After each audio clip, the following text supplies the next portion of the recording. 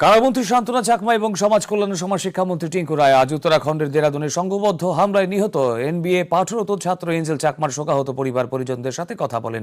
তারা ঊনকোটি জেলার মাছমারার জনার্দন পাড়ায় গিয়ে পরিবার পরিজনদের প্রতি সমবেদনা জ্ঞাপন করেন। মন্ত্রীদ্বয় রাজ্য সরকারের পক্ষে এককালীন সহায়তা হিসেবে ৫ লক্ষ টাকা অর্থরাশির চেক প্রয়াতের মা গণিনীতা চাকমার হাতে তুলে দেন।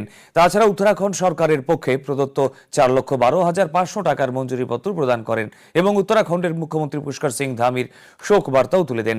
মন্ত্রী টিঙ্কু রায় এবং শান্তনা চাকমা বলেন, নিহত ছাত্র এঞ্জেল চাকমার উপর আক্রমণের ঘটনা অত্যন্ত মর্মান্তিক এবং হত্যাকারীদের মধ্যে ৫ জনকে গ্রেপ্তার করা হয়েছে।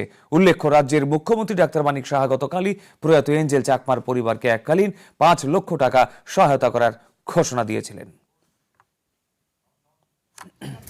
সকলে এসে মাননীয় মুখ্যমন্ত্রীর বার্তা নিয়ে মুখ্যমন্ত্রী বলেছেন যখনই তিনি এই এলাকায় আসবেন, পেচারতল মাছমারা আসবেন, তিনি ওনাদের সঙ্গে কথা বলবেন, দেখা করবেন এবং ওনাদের এই দুঃখের সময় আমরা সকলেই ওনাদের পাশে আছি।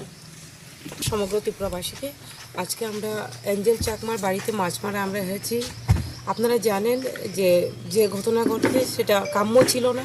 আমরা সেই ঘটনাকে তীব্র নিন্দা জানাই, প্রতিবাদ জানাই এবং আপনারা জানেন আমাদের রাজ্যের মাননীয় মুখ্যমন্ত্রী প্রফেসর ডক্টর মানিক সাহা জি সেখানকার উত্তরাখণ্ডের যে মিনিস্টারের সঙ্গে কথা বলেছেন এবং আমরা যতটুকু জানতে পেরেছি যে ৫ জনকে অ্যারেস্ট করা হয়েছে। বাকি যারা অ্যারেস্ট হননি তাদেরকেও ধরার জন্য চেষ্টা করা হচ্ছে এবং নেপালে একটা টিম পাঠানো হয়েছে আমরা যতটুকু শুনেছি এবং আমাদের রাজ্যের মুখ্যমন্ত্রী সবসময় যোগাযোগ রাখছেন যাতে করে অপরাধীরা যাতে কঠোরভাবে শাস্তি প্রদান করা যায় সেই দিশাতেই আমাদের মুখ্যমন্ত্রীও কাজ করছেন এবং আমরা পরিবারের সঙ্গে আমরা প্রত্যেকেই আমরা এই পরিবারের সঙ্গে রয়েছি